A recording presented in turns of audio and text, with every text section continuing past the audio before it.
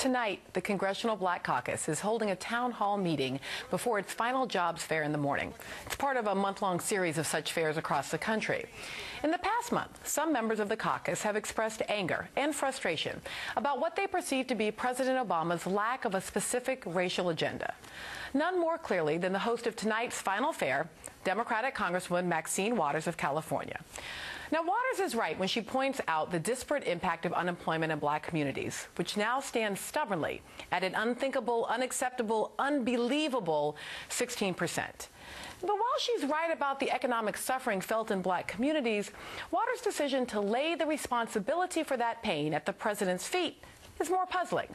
Puzzling for two reasons. First, because double-digit unemployment in black communities is hardly a new problem. Representative Waters knows that this has been a tenacious issue for decades. But also puzzling for the obvious reason that Waters is a member of the Democratic Party.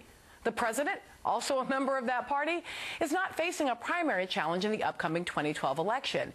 And common wisdom tells us that fierce criticism from inside the party could harm the president's re-election campaign and weaken his position in the coming months as he negotiates with Republican opposition.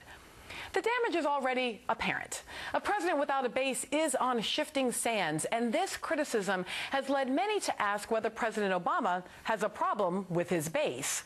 After all, no group of voters supported the president with a higher proportion of their votes than African Americans. Other than his immediate family, the black vote was the most reliable constituency for Barack Obama in 2008. In fact, 95% of all African Americans who voted for president in 2008 voted for Barack Obama. So the Congressional Black Caucus is sometimes called the conscience of Congress because they are able to take tough public stances on controversial issues.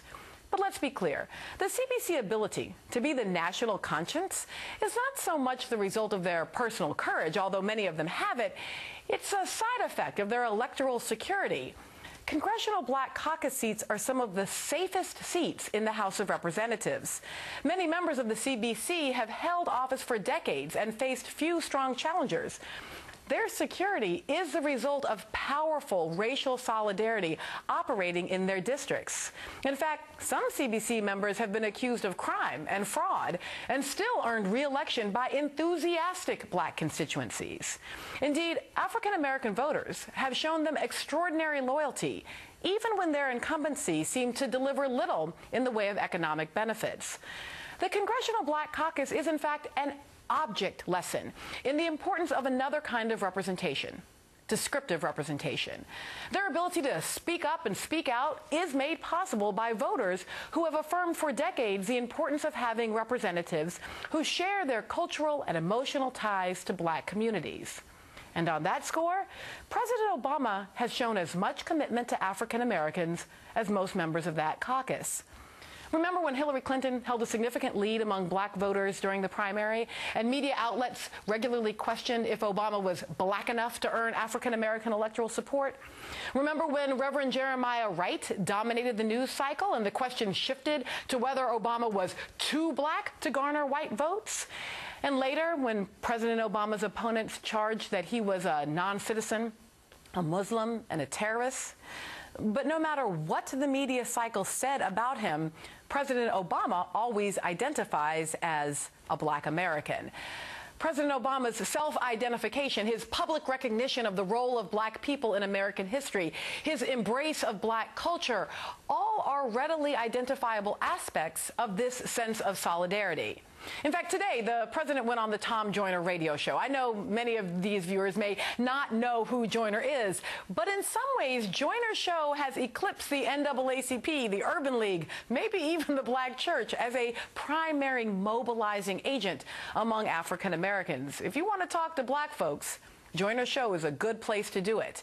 And today, while talking with Joyner, the president discussed how he personally draws strength from the history of racial struggle in America. That famous Norman Rockwell painting right outside the Oval Office of Ruby Bridges, walk into school. And we pass that every single day. She's a little 6-year-old girl surrounded by marshals, going into that schoolhouse all by herself.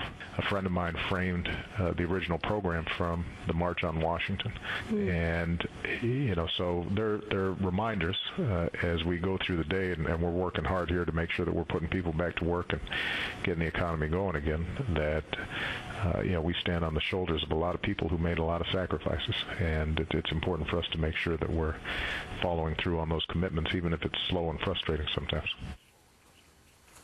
So despite the claim of critics, President Obama embraces blackness. Despite the media discourse, public opinion polls continue to show that the vast majority of African Americans embrace him in return. This does not mean that President Obama should be given a free pass.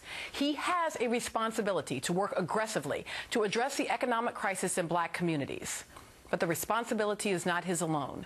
Members of the Congressional Black Caucus must also be held accountable for the conditions in their districts. Taking the right position is not enough for the president or for these members. Creating tangible results is the relevant test. But even more important, all members of the U.S. Congress, no matter their race or party, have a responsibility to labor tirelessly to create jobs, reduce inequality, and create more just outcomes. The challenges facing black Americans are the challenges facing all Americans. Our struggle requires all of us together to do the work.